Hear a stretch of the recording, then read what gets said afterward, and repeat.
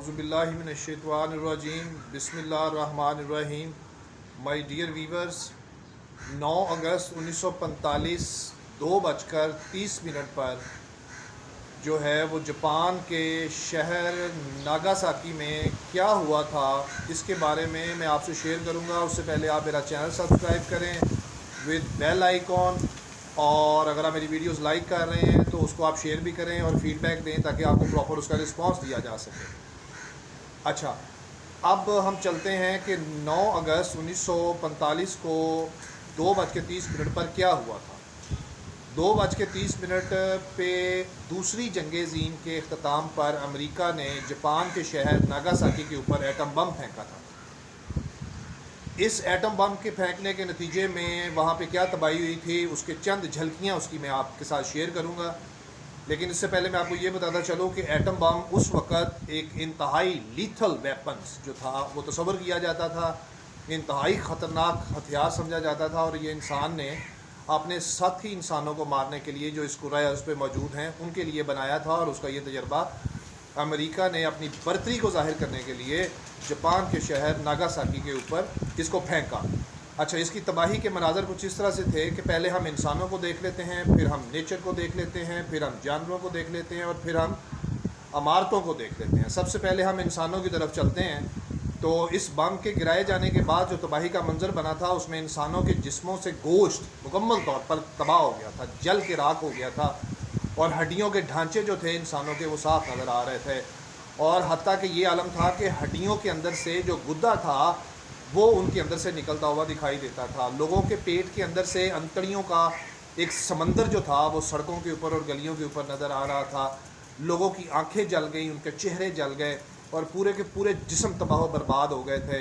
لوگ مدد کے لیے پکار رہے تھے، جن کی سانسیں ابھی کچھ باقی تھیں، جو کچھ چھپ کے اپنی جان بچا رہے تھے، ان کی بھی ریڈیشن یعنی ایٹم بام کی جو شعاعیں تھیں ان تک پہنچیں، اور وہ لوگ بھی جو ہے وہ جھلس کے راکھ ہو گئے. اور لوگ پانی کی تلاش میں، لوگ اپنے مختلف لوگ جو بچ گئے تھے انہوں نے پانی کے ٹب رکھے ہوئے تھے جس میں لوگوں کو لا کے اس میں ڈالا جا رہا تھا کیونکہ ان کی جلد جو تھی وہ جل رہی تھی.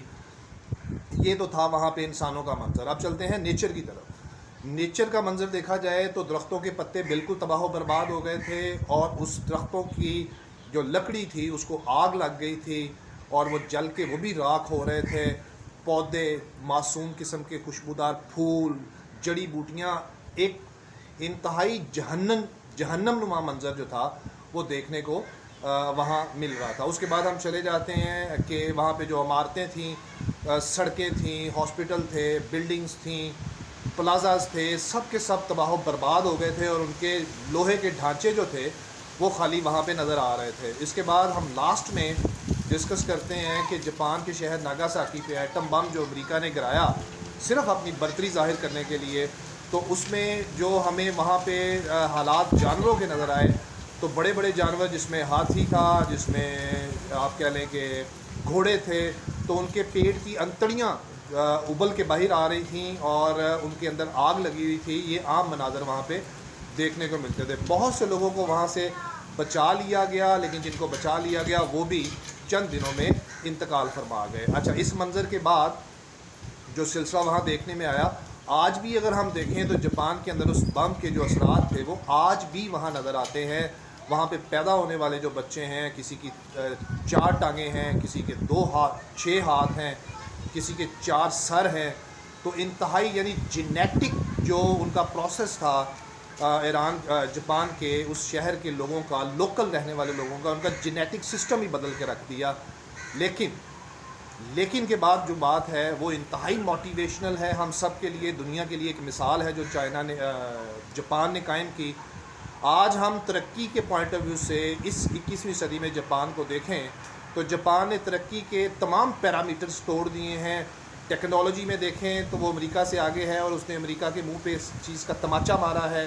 پھر اس کے بعد اگر ہم آئی ٹی میں چلے جائیں تو اس نے امریکہ کے منہ پہ تماچا مارا ہے اپنی ترقی کے ساتھ. اگر ہم سائنس میں آ جائیں تو بھی اس نے امریکہ کے منہ پہ تماچا مارا ہے اپنی ترقی کو یہ ثابت کر کے. ان کی سڑکیں، ان کے وسائل، ان کی ترقی اس عالم کی ہے کہ پوری دنیا میں ہمیں اس طرح کی ترقی کہیں نہیں ملتی. اور ہر لحاظ سے جاپان نے امریکہ کے منہ پہ یہ تماچا مار کے ثابت کیا ہے کہ ہم پرعزم لوگ ہیں، ڈٹرمینیشن رکھنے والے ہیں، سالڈ ریزولوشن کے لوگ ہیں، محنت کرنے والے لوگ ہیں، اور 50 سے 60 سال کے اندر جاپان نے اپنے آپ کو ایسا کھڑا کیا کہ دنیا کے ہر ملک کے منہ پہ اس نے تماچا مارا کہ ہم نے جتنا بڑا دکھ سہا ہے اتنی ہی زیادہ ترقی کر کے انہوں نے دنیا میں اپنا ایک بے مثال نام اور اپنی قوم کا نام پیدا کیا ہے.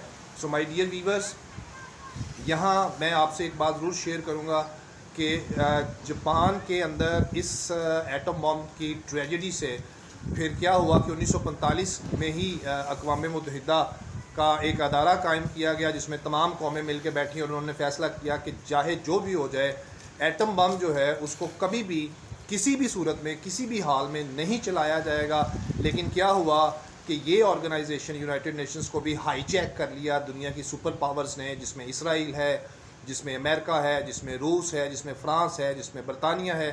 انہوں نے ہائی جیک کرنے کے بعد مسلمانوں کے خلاف ایک اسپیسیفک پروپیگنڈا سٹارٹ کیا اور آج مسلمانوں کے ساتھ زیادتیوں کا ان کا سلسلہ چل رہا ہے. اچھا مائی ڈیئر ویورز، یہاں پہ آخری بات میں آپ سے یہ کروں گا کہ جتنا بڑا دکھ ہوتا ہے انسان کی زندگی میں اتنا ہی بڑا اس دکھ کے کور ہونے کے بعد انسان کے اندر اتنا عزم، حوصلہ، ارادہ، جرت، محنت کی لگن پیدا ہوتی ہے جس سے انسان دنیا کے اندر ایک بے مثال نام اور اپنا مقام پیدا کرتا ہے. ہماری قوم کو بھی چاہیے، ہمیں بھی چاہیے انڈیویجولی کہ ہم اپنے ملک کی، اپنے معاشرے کی، اپنے ارد گرد کے لوگوں کی ترقی کے لیے جرت، حوصلہ اور صبر کے ساتھ محنت کریں. خاموش محنت ہمیشہ کا پھل بڑا اہم ہوتا ہے اور انسان کو کامیابی اور کامرانی عطا کرتا ہے. Thank you very much. See you in the next video with next details.